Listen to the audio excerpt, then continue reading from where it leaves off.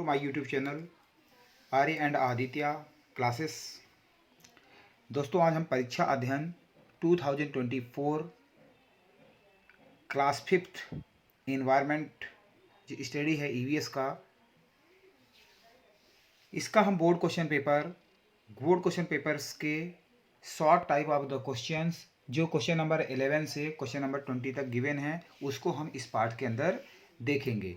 मैं आपको पहले क्वेश्चन दिखा देता हूं, फिर वन बाय वन जो है मैं पूरे इजी वे में आपको याद कराने की कोशिश और समझाने की इसमें जो है कोशिश करूंगा, ताकि बहुत ज़्यादा मेहनत ना करनी पड़े और आपको याद हो जाए।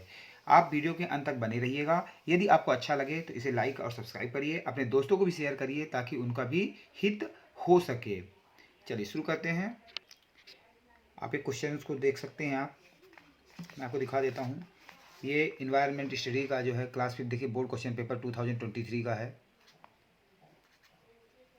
इसके अंदर ये सब मैंने जो है इसे प्रीवियस पार्ट में मैं करा चुका हूँ। ये सब डिटेल में आपको याद कराने की कोशिश किया है। आप प्ले ग्रुप में जो है आप जाके इसमें जो है आप देख सकते हैं। और आज के वीडियो के अंदर हम देखेंगे क्वेश्चन नंबर 11 से लेकर क्वेश्चन नंबर 20 तक के क्वेश्चंस, और इनको वन बाय वन जो है हम समझेंगे। ये क्वेश्चन आप देख लीजिए, ये सब क्वेश्चन हैं। चलिए, पहला क्वेश्चन है, when salt is dissolve in the water it doesn't disappear, it remains in the water, how will you explain this to your friend. तो इस क्वेश्चन के अंदर है, salt remains in the water only as if dissolve in the water and make the water salty. तो इसका मतलब ये है कि जब आप सॉल्ट को पानी के अंदर डिजॉल्व करते हैं तो डिसअपियर नहीं होता है, मतलब ये बिल्कुल हटता नहीं है। तो इसको हम कैसे पता कर सकते हैं, क्योंकि ये जो वाटर होता है वो कैसा हो जाता है, नमकीन हो जाता है। यदि हम उसको टेस्ट करेंगे तो वाटर कैसा हो जाएगा, वाटर में जो है नमक का जो है टेस्ट आ जाएगा। तो इससे हमें याद हो जाएगा कि salt remains in the water, salt जो है पानी के अंदर है, रिमेन्स मतलब अभी भी है, only as it dissolve in the water and make the water, और ये क्या कर देता है, वाटर को साल्टी बना देता है। नेक्स्ट क्वेश्चन देखते हैं। चलिए, नेक्स्ट क्वेश्चन है, वी कैन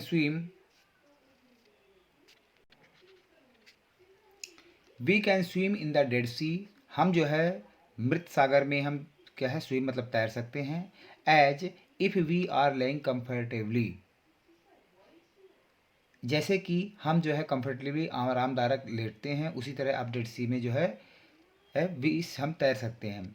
फिर write the answer with reason, ऐसा क्यों होता है कि डेड सी में जो है कोई डूबता नहीं है।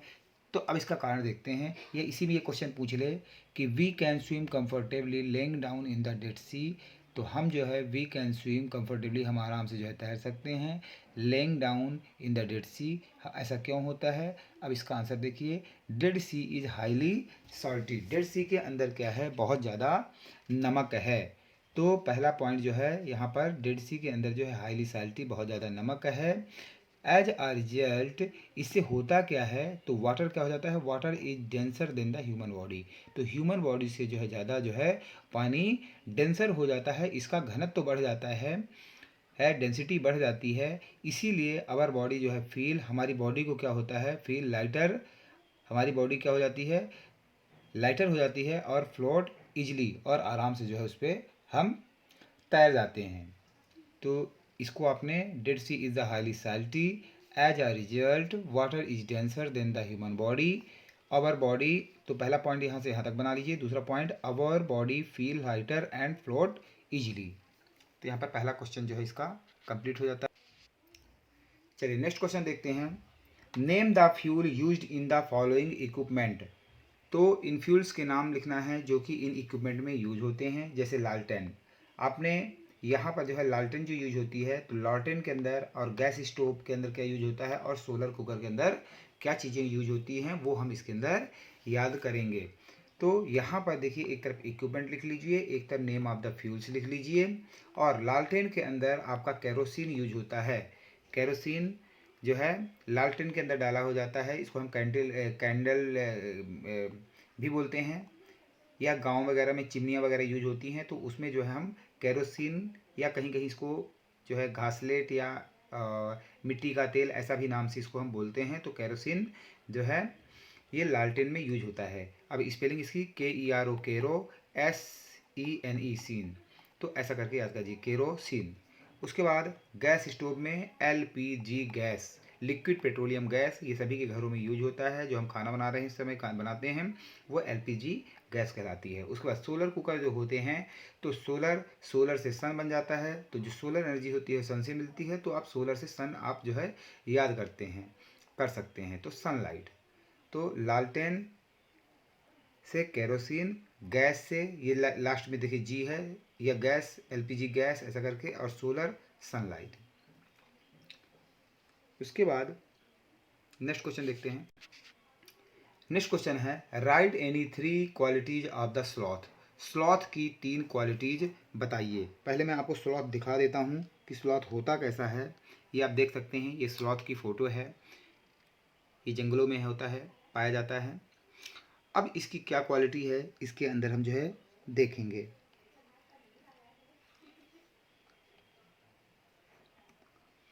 देखिए 3 क्वालिटीज लिखना है हमें।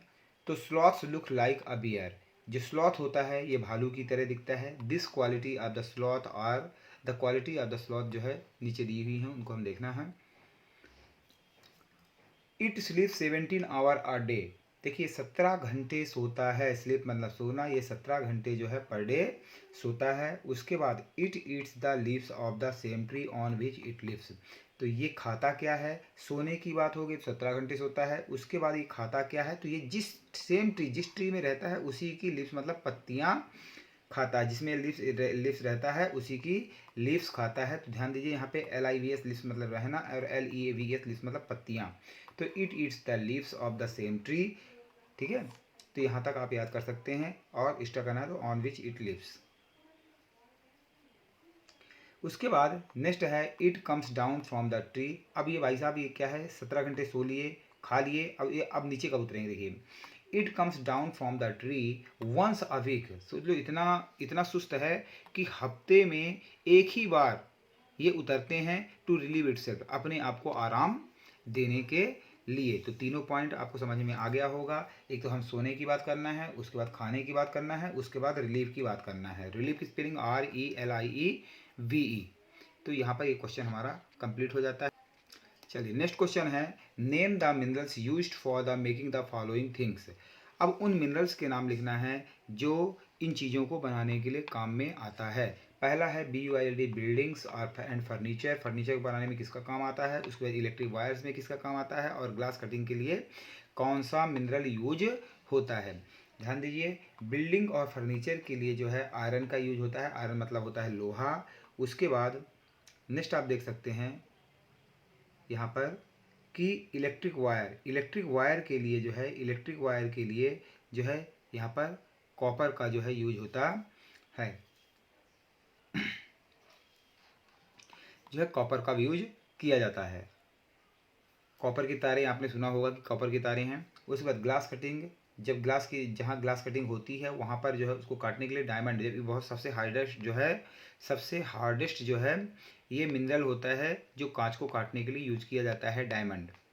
तो यहाँ से हमें आयरन की spelling IRON, iron, R silent हो जाता है। उसके बाद COPPER, कॉपर।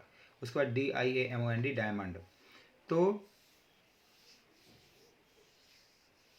बिल्डिंग में ऐसा करके याद कर लीजिए, बिल्डिंग में आयरन, और इलेक्ट्रिक के ऊपर, तो ऐसा करके याद कर लीजिए, इलेक्ट्रिक वायर के ऊपर कॉपर याद कर लीजिए। और ग्लास ग्लास कटिंग डायमंड, तो ग्लास दिया ऐसा करके याद कर लीजिए। ग्लास दिया, इलेक्ट्रिक वायर के ऊपर, और बिल्डिंग आया, ऐसा करके याद कर लीजिए इसको। नेक्स्ट क्वेश्चन है देखिए, why could the emperor army not get inside the Golkonda fort despite the use of the guns and the cannon.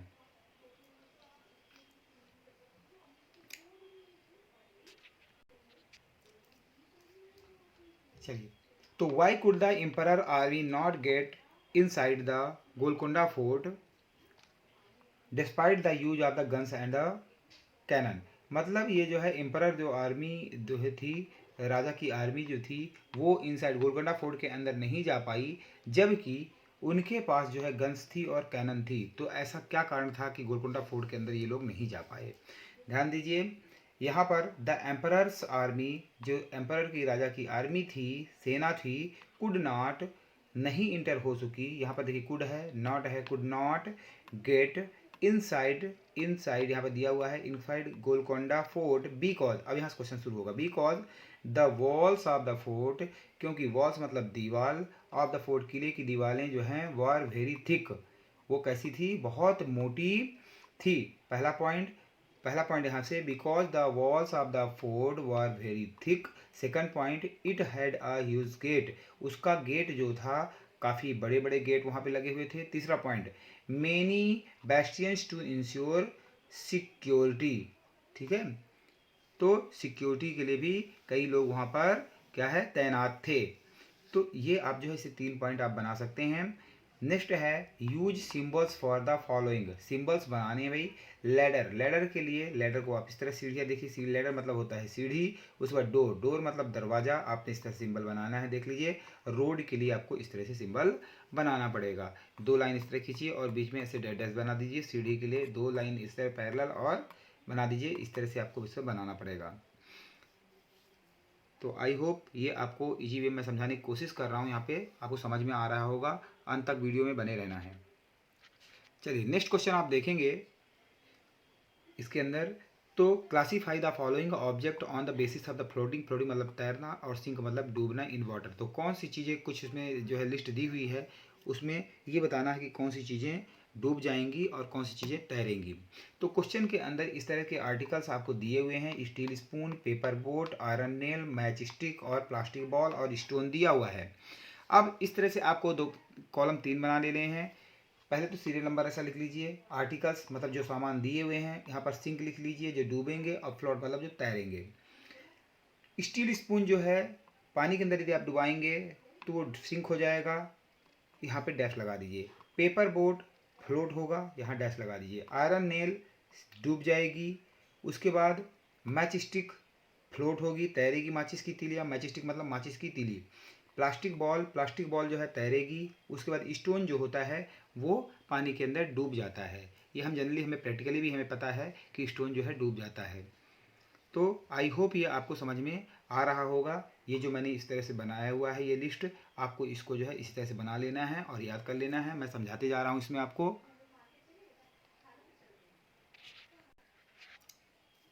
चलिए नेक्स्ट क्वेश्चन है, are we also becoming a threat to animals, how. इसका मतलब है क्या हम भी becoming a threat मतलब डराते हैं या नुकसान पहुंचाते हैं जानवरों को, और यदि पहुंचाते हैं तो किस तरह से हम पहुंचाते हैं। इस क्वेश्चन का मतलब ये है। हम लाइन बाय लाइन इसका आंसर देखेंगे। तो yes we are also becoming a threat to animal, यहाँ तक तो क्वेश्चन में ही दिया है, बस यस लगा देना है। दूसरा पॉइंट है यहाँ पर कि देयर नंबर इज रेड्यूसिंग, इनका नंबर जो होता है रेड्यूसिंग मतलब कम हो रहा है। तो their number is reducing. Next है, अब हो क्यों कर रहा है, ड्यू टू एक्सेसिव हंटिंग, क्योंकि लोग जो है इन जानवरों का बहुत ज़्यादा, एक्सेसिव मतलब ज़्यादा, हंटिंग मतलब शिकार कर रहे हैं। इसके बाद नेक्स्ट है, elephants are killed for their tusk, rhinoceros for its horn. तो एलिफेंट्स जो है उसके हाथी दांत के लिए जो है उसको मार दिया जाता है हाथियों को। राइनोसेरस जो होता है उसको, उसकी सींग, जो गैंडे की सींग जो है ये राइनोसेरस की जो है, इसको जो है इसके हॉर्न के लिए जो है इसको मार दिया जाता है। उसके बाद नेक्स्ट आप देखेंगे यहाँ पर tiger, lion, crocodile, deer etcetera, इनको भी जो है मारा जाता है। सबका अलग अलग जो है मार्केट में इनको जो है, इनसे अच्छे खासे पैसे कमाने के लिए लोग ऐसा गलत काम करते हैं। तो ये जो है इनकी स्किन, अब यहाँ पर देखिए टाइगर की, लायन की, क्रोकोडाइल की, डियर की, इनकी स्किन बाजार में बिकती है। तो आप इस तरह से पॉइंट अलग अलग बना सकते हैं कि पहला पॉइंट तो यहाँ से यहाँ तक बना लीजिए। दूसरा point, number of the reducing due to the excessive, दूसरा पॉइंट एलिफेंट्स की के बारे में ये लिख दीजिए, चौथा पॉइंट, और पांचवा राइनोसेरस के लिए यहाँ पर लिख दीजिए। उसके बाद टाइगर का स्किन। तो 5 से 6 पॉइंट आप इसमें बना सकते हैं। उसके बाद humans are destroying jungle for their industry. अब आप देखते हैं कि लोग जो है डे बाई डे हमारी स्ट्रेंथ बढ़ती जा रही है, तो लोग उन जंगलों को काट के और जो है वहाँ पर इंडस्ट्रीज और घर बनते जा रहे हैं। तो अब जानवर कहाँ रहेंगे, तो धीरे धीरे उनकी प्रजातियाँ जो है ख़त्म होती जा रही हैं। तो आई थिंक ये क्वेश्चन आपको समझ में आ गया होगा। चलिए नेक्स्ट क्वेश्चन है, write down the phone number of the help centres in your area to contact in case of problems. इसमें बोल रहा है कि फ़ोन नंबर लिखिए हेल्प सेंटर्स के अपने एरिया के अंदर टू कॉन्टेक्ट यदि कोई प्रॉब्लम हो जाती है। या कि दूसरा क्वेश्चन इसमें पूछ सकता है कि which number would you call, किस नंबर पे आप कॉल करेंगे टू गेट द हेल्प के लिए following services in the emergency situation. तो इमरजेंसी सिचुएशन यदि आ जाती है तो किन नंबर्स पे आप कॉल करेंगे। तो आपको ये पूरा इधर टू द पॉइंट ऐसा याद होना चाहिए। जैसे इन इमरजेंसी, यदि इमरजेंसी हो जाती है, the phone number of the help centre, ये गिवन है, ये बिल्कुल फिक्स नंबर होते हैं। आप अपने मोबाइल नंबर से इनको लगाएंगे और इनके पास आप कॉल कर सकते हैं। जैसे सीएम हेल्पलाइन का नंबर होता है 181। उसके बाद सीएम मतलब चीफ मिनिस्टर के पास आप कॉल, इनकी जो हेल्पलाइन इनकी है वहाँ पे आप जो है फ़ोन कर सकते हैं 181। वो फ़ोन अटेंड करेंगे और अपनी समस्या वहाँ पे दर्ज करा सकते हैं। यदि चाइल्ड के लिए, चाइल्ड से रिलेटेड कोई हेल्पलाइन है, कोई बच्चा गुम हो गया या उसके माँ बाप नहीं मिल रहे हैं, ऐसा कुछ करके यदि है, या किसी ने छोड़ के चला गया है, तो उसकी रिपोर्ट आपको करना है तो आपको 1098 पे कॉल करना है। उनकी टीम आएगी और उनको लेके अपना जो भी एक्शन है वो करेंगी। उसके बाद पुलिस की हेल्पलाइन है, आप डायल जो है 100 डायल कर दीजिए। आपको जो है कई बार आपने देखा होगा पुलिस की गाड़ी में जो है 100 लिखा रहता है और वो घूमती रहती है।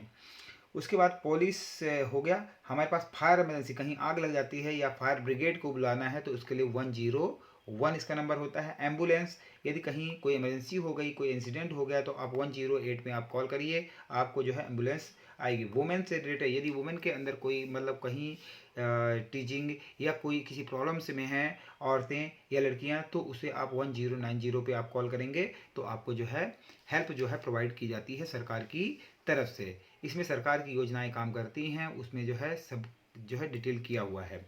तो ये हेल्पलाइन नंबर्स हैं, आप इसको कॉल कर सकते हैं। इनको आपको जो है याद रखना है, CM helpline, child helpline, police helpline, fire emergency या फायर ब्रिगेड, एम्बुलेंस और वुमेन हेल्पलाइन। इसके बाद नेक्स्ट क्वेश्चन देखते हैं। नेक्स्ट क्वेश्चन है, व्हाट आर खरीफ क्रॉप्स। खरीफ की फसल क्या है, गिव 2 एग्जाम्पल, 2 एग्जाम्पल बताइए। तो खरीफ की फसल देखिए क्या है, kharif crops the crops which are sown, मतलब बोना। तो ऐसी फसल जो कि बोई जाती है in the month of June July. तो ये जून और जुलाई के महीने में बोई जाती है। सोन मतलब SOWN, सोन मतलब बोए जाना। एंड और हार्वेस्टेड, हार्वेस्टेड मतलब होता है काटा जाना। Harvested in the month of September और अक्टूबर। तो सितंबर और अक्टूबर के अंदर ये काट ली जाती हैं, इसे ही क्या है, खरीफ की फसल कहते हैं। खरीफ की फसल वैसी फसल होती हैं जो जून और जुलाई में सोन की जाती हैं एंड हार्वेस्ट की जाती हैं सितंबर एंड अक्टूबर के महीने में। अब इनके दूसरे पॉइंट में आप लिख सकते हैं, इनके एग्जाम्पल्स हैं सोयाबीन है, उसके बाद पीनट है। तो सोयाबीन पीनट आप इनके एग्जाम्पल लिख सकते हैं, है पैडी लिख सकते हैं, are the example of the kharif crop.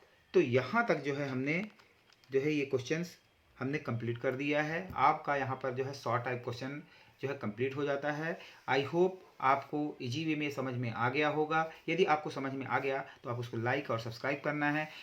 मैंने कोशिश की है अपनी तरफ से, आपको यदि अच्छा लगा है तो आपको कमेंट सेक्शन में ज़रूर लिखना है ताकि मैं और भी वीडियोस बना सकूं, अदरवाइज़ मेरी मेहनत बेकार होगी। Thank you for watching my channel Arya and Aditya classes. Channel अच्छा लगा तो आप लाइक एंड इसको सब्सक्राइब करिए, शेयर करिए। Thank you very much. जय हिंद, जय भारत।